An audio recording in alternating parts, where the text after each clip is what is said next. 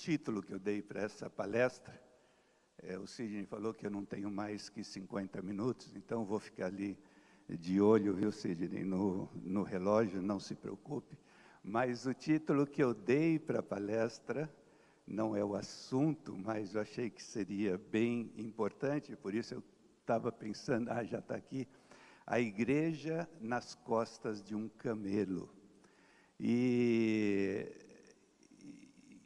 Entre outras coisas, tem a ver com o que eu vou mencionar daqui a pouco, eu coloquei esse título porque nos chama a atenção para algo que Deus está fazendo, que não é melhor nem pior do que está acontecendo aqui, mas é diferente e até que ponto nós estamos sensibilizados para a maneira que o Espírito Santo de Deus tem atuado em diferentes lugares do mundo.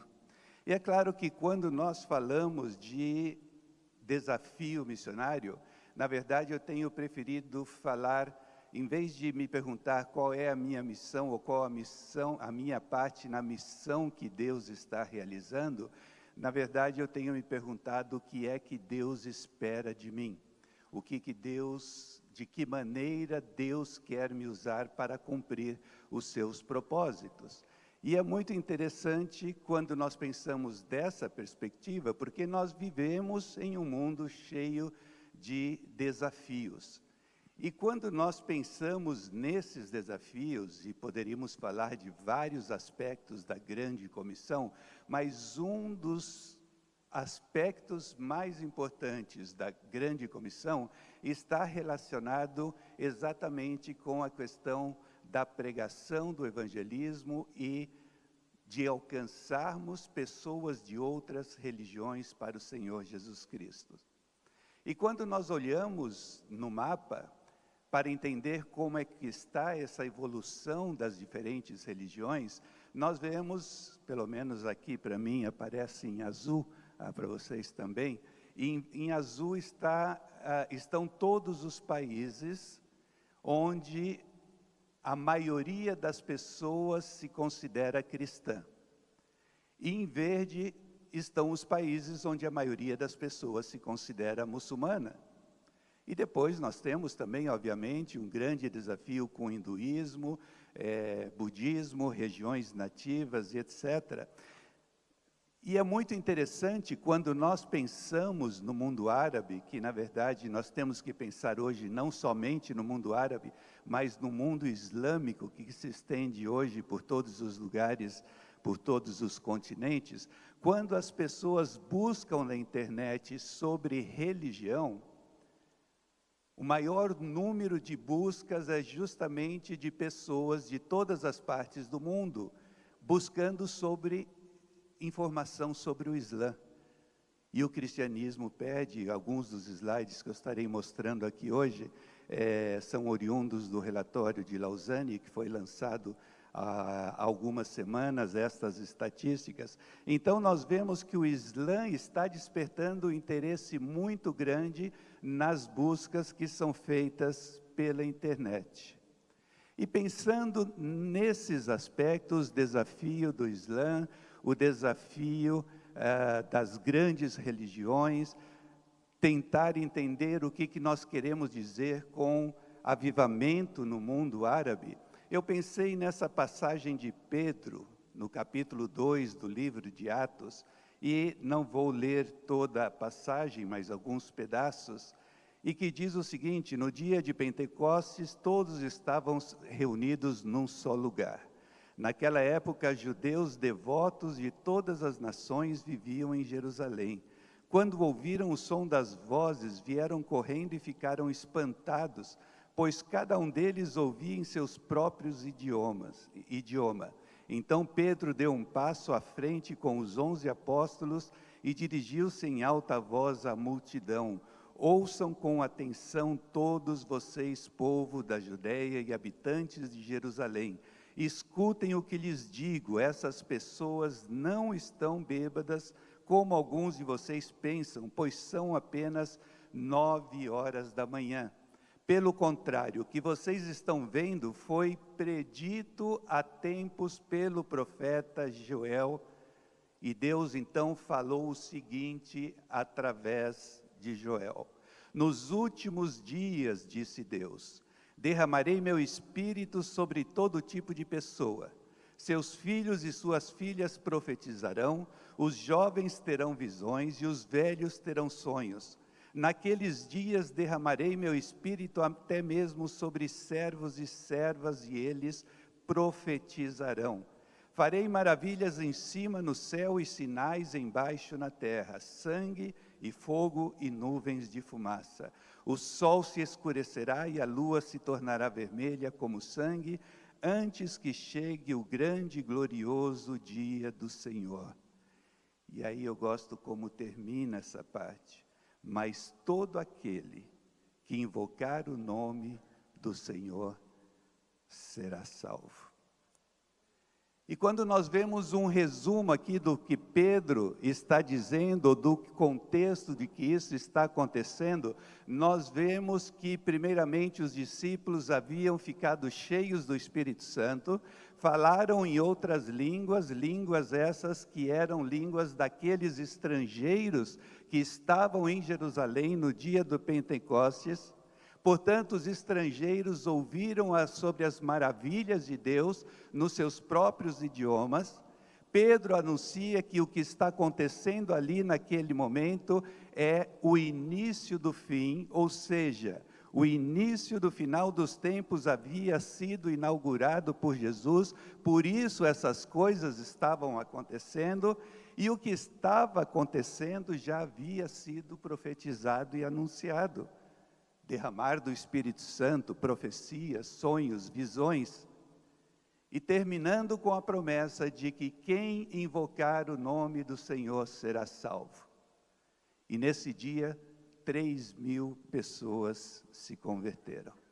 E é interessante notar e chamar a atenção para o fato de que tudo isso estava acontecendo dentro do contexto da grande comissão, porque 10 dias atrás desse acontecimento, 10 dias antes desse acontecimento, Jesus, antes da sua ascensão, ele disse aos seus discípulos: todo poder me é dado nos céus e na terra, portanto, eu estou comissionando vocês para que façam discípulos de todas as nações, que vocês ensinem esses discípulos a obedecerem todas as coisas que eu vos ordenei. Então nós vemos que na grande comissão existem pelo menos 2 aspectos. Existe o aspecto de caminhar da maneira que Jesus ordenou, ter uma vida santa que faça com que as pessoas vejam a ação do Espírito Santo em nós, fazer discípulos e fazer isso em todas as partes do mundo. Mas hoje, 22.000 anos depois de Jesus ter dado esse mandamento, 2.000 anos depois de Pedro ter dito que aquelas profecias de Joel tinham começado a ser cumpridas, nós ainda vemos países ao redor do mundo com mais de 2.000 grupos étnicos que ainda não foram alcançados com o Evangelho.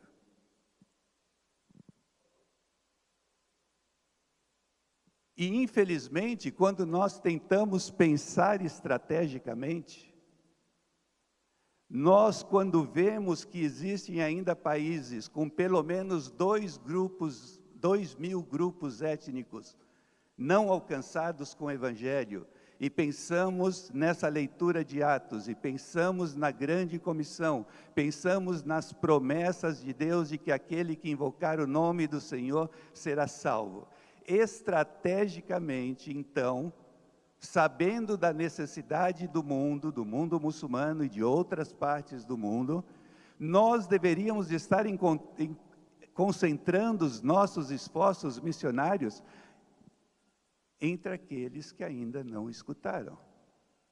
Mas dos 450.000 missionários que missionários transculturais, que foram enviados e que estão ao redor do mundo, a lógica seria que a grande maioria estivesse envolvido com os povos não alcançados e um menor número estivesse sendo enviado para aqueles que já estão alcançados. Mas o que acontece é o contrário. Dos 450 mil missionários que estão ao redor do mundo, 435 mil missionários estão entre os quase 5 bilhões de pessoas que já foram alcançados. Para facilitar a compreensão, cerca de 3% dos nossos missionários estão sendo enviados para povos não alcançados com o Evangelho. E 97% dos nossos missionários estão sendo enviados para aqueles povos que já foram alcançados com o Evangelho.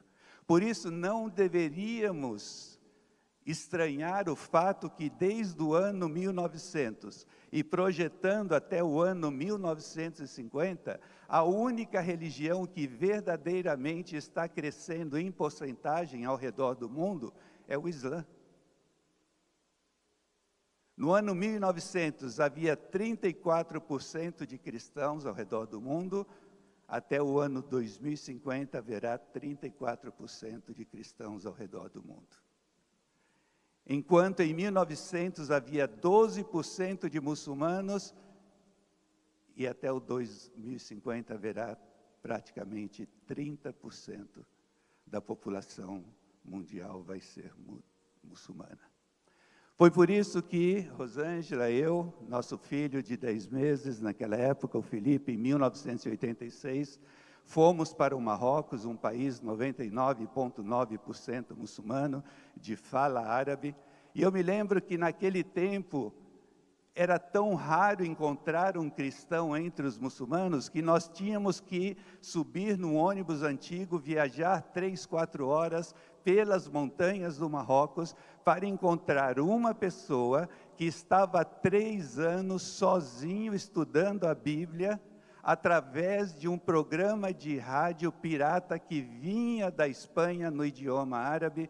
E quando eu cheguei para visitá-lo, ele falou: Marcos, em 3 anos que eu estou estudando a Bíblia sozinho, você é o primeiro cristão que eu encontro. Agora, eu tenho a impressão que nós, cristãos brasileiros, temos alguns probleminhas com os muçulmanos e com os árabes. Nós lembramos com muita frequência essa promessa de que Ismael, de onde vieram as tribos árabes, e todos os árabes muçulmanos se consideram descendentes de Ismael, nós sempre nos lembramos dessa promessa: será selvagem e feroz. Isso aqui eu escuto sempre nos púlpitos.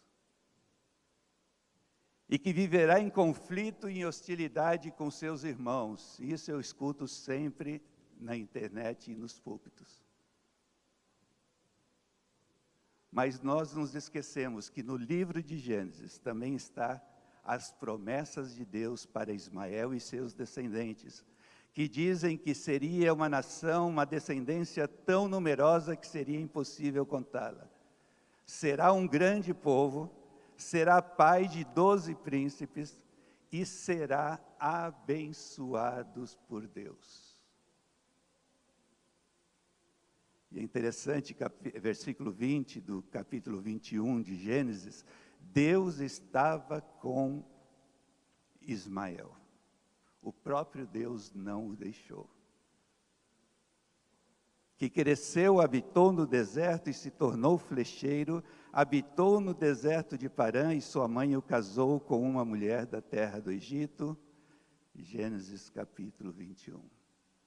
E a partir daí, os descendentes de Ismael, que se tornaram os árabes, que eventualmente se tornaram os muçulmanos, acabaram se tornando nas últimas décadas, nos últimos séculos, o maior desafio da igreja mundial, pelo fato de que até recentemente havia um número pequeno de árabes muçulmanos e muçulmanos de outras partes do mundo que se convertia.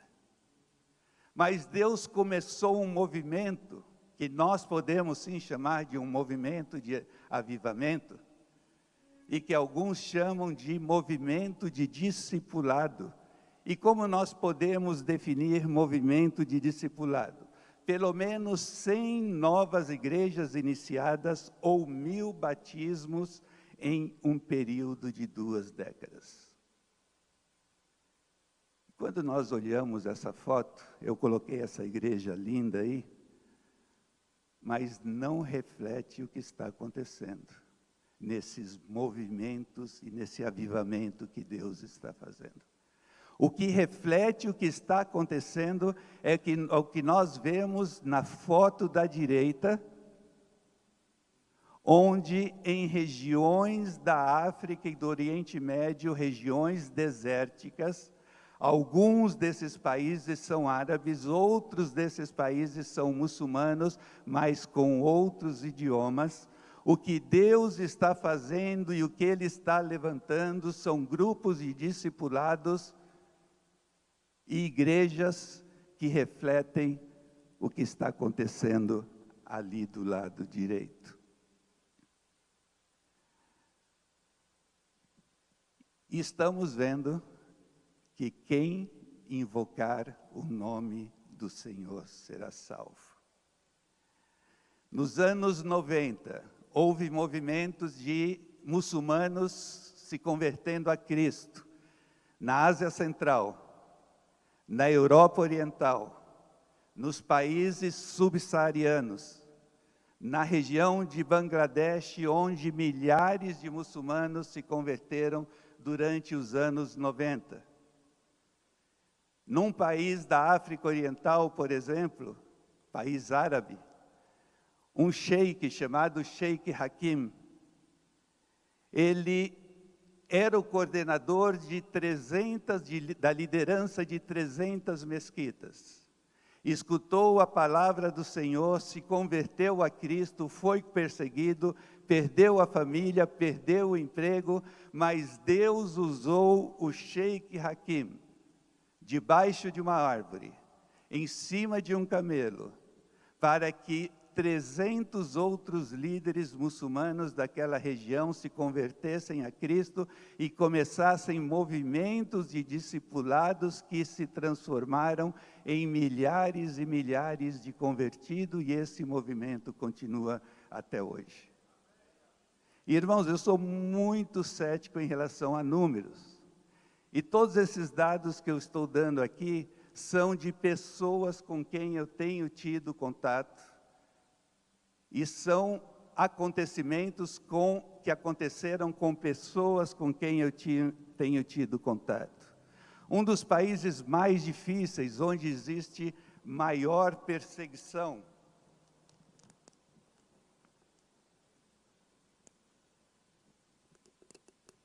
onde o governo é mais tirânico, nós vemos no Irã,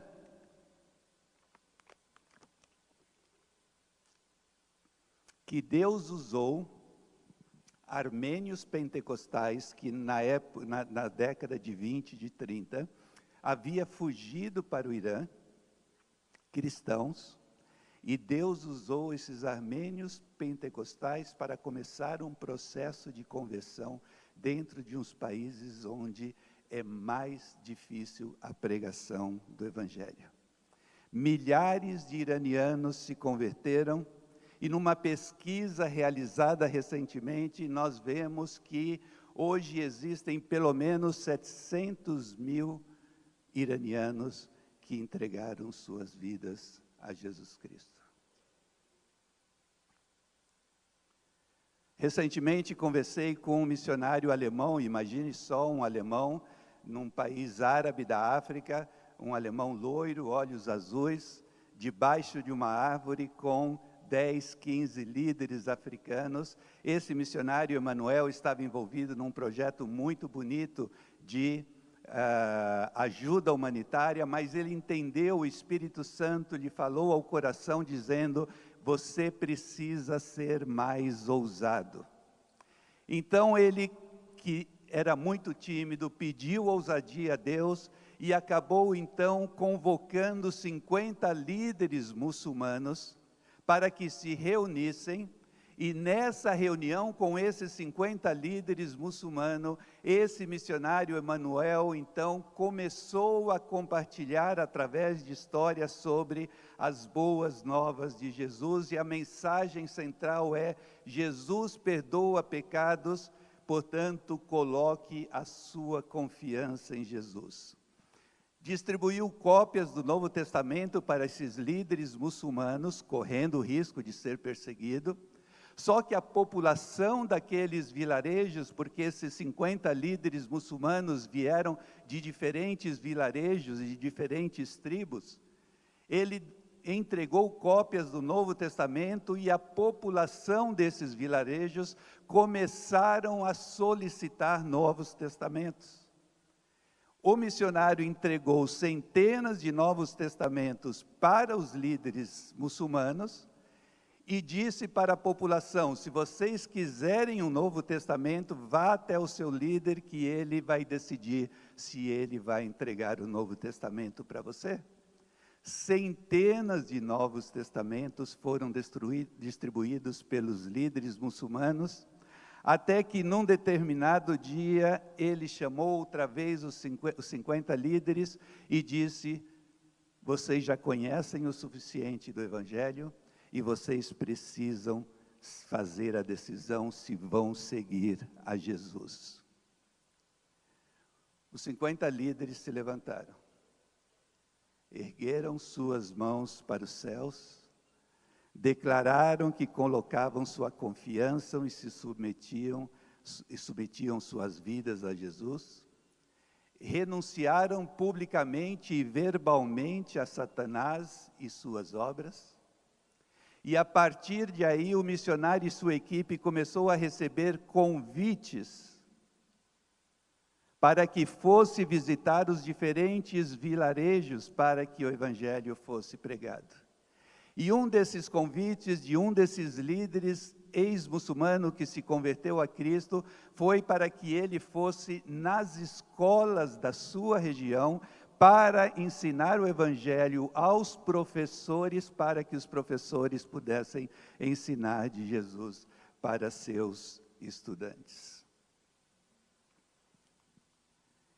Igrejas e grupos de discipulados foram formados e estão funcionando debaixo de uma árvore ou nas costas de um camelo, em toda a região sul, em todos os distritos, na região sul desse país, que a gente não pode mencionar o nome.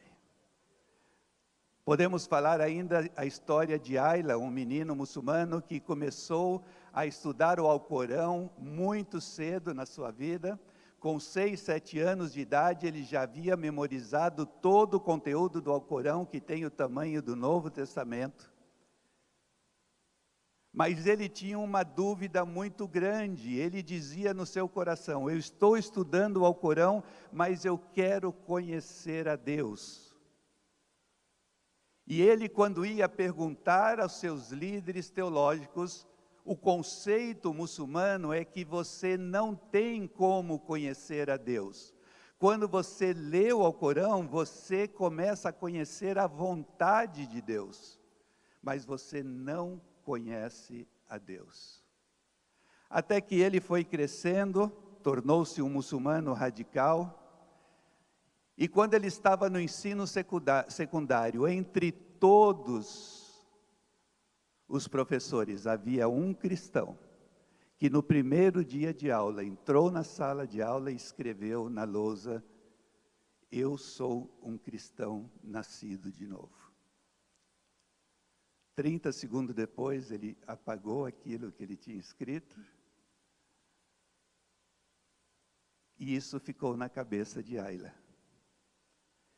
E Ayla não queria ser cristão, mas ele queria ter os seus pecados perdoados. E aí esse professor cristão explicou que, segurem-se, não é preciso ser cristão para crer em Jesus e ter seus pecados perdoados. O que é necessário é tornar-se um verdadeiro seguidor do Senhor Jesus Cristo. Ayla ficou muito doente, malária cerebral, febre amarela, medo de morte, o Islã não oferecia perdão de pecados, e aí ele começou a ter sonhos repetidos em que uma voz lhe dizia: seus pecados podem ser perdoados.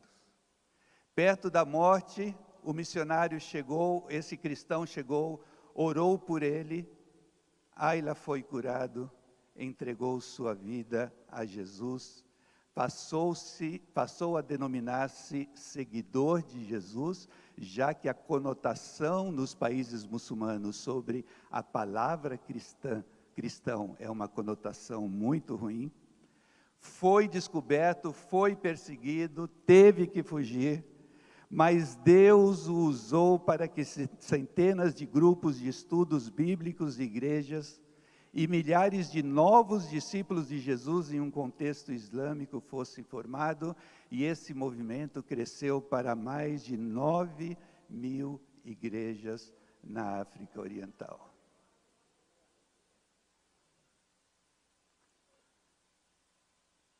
A igreja nas costas de um camelo. A ênfase não estava em conversões ao cristianismo, mas em fazer novos discípulos de Jesus. É o conceito de igreja sem paredes, ou igreja debaixo de uma árvore, ou igreja nas costas de um camelo. A ênfase está em crescimento orgânico e não em crescimento estrutural. Agora pode nos surgir a pergunta: é possível então que isso seja igreja? Será que é possível ser igreja sem templo, sem cadeira, sem o credo niceno, Deus me livre, sem piano, sem sermão, sem tradução da Bíblia, sem pregador, sem livros de discipulado, sem ar-condicionado, com muita perseguição, nas costas de um camelo, embaixo de uma árvore?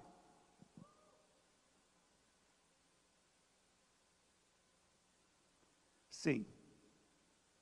Deus usa diferentes formas em diferentes lugares.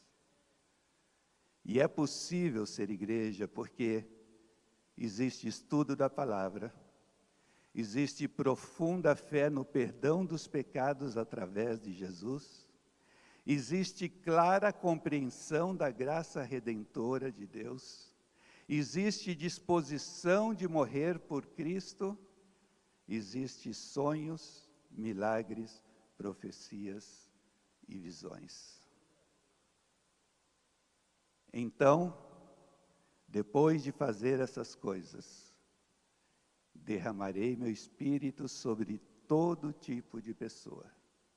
Seus filhos e suas filhas profetizarão, seus velhos terão sonhos e seus jovens terão visões. Naqueles dias derramarei meu espírito, até mesmo sobre servos e servas. Farei maravilhas nos céus e na terra, sangue, fogo e colunas de fumaça. E todo aquele, seja debaixo de uma árvore ou em cima de um camelo, todo aquele que invocar o nome do Senhor será salvo. Não estamos falando de mudança de religião. Estamos falando de tornar-se verdadeiro discípulo de Jesus.